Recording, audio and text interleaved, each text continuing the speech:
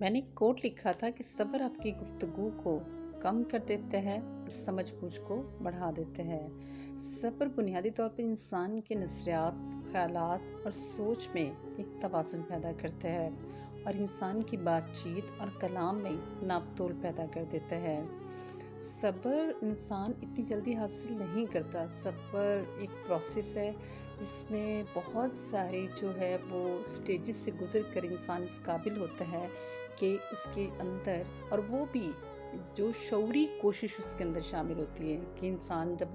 यानी सब्र करना सीखता है तो वो ख़ुद को इस एफ़र्ट पर यानी इस शऊरी कोशिश के लिए अपने आप को तैयार करता है कि मुझे ज़िंदगी के मामलात को अब जो है वो सब्र के साथ लेकर चलना है। क्योंकि जब तक आप शऊरी कोशिश नहीं करेंगे आपके अंदर कभी भी सब्र नहीं आ सकता।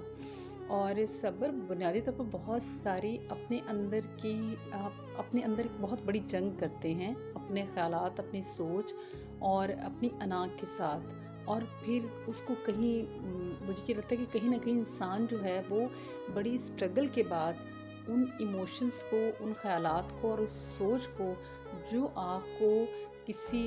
जल्दबाज़ी में या आपके लिए कोई नेगेटिव सोच या आपको किसी एक्शन पे जो है वो मजबूर करती है, वो उसको आप शऊरी तौर पर जो है वो उसको सही डायरेक्शन देते हैं, उसको सही रास्ते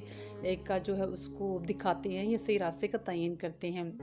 जब इंसान सब्र करना सीख जाता है तो अपनी ज़ात का मुख्तार कुल बन जाता है। उसको बहुत हद तक अपनी सोच, ख़यालात और एहसासात, इमोशंस के ऊपर एक कंट्रोल हासिल होता है,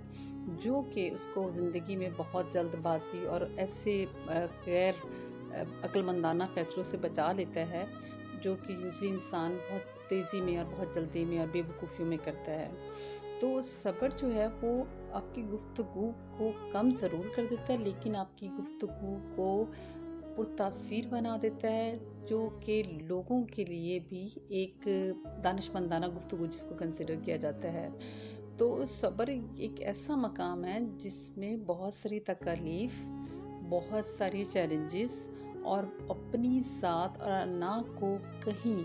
पसे पुश डालकर इंसान जो है वो इस मकाम तक पहुंच पाता है।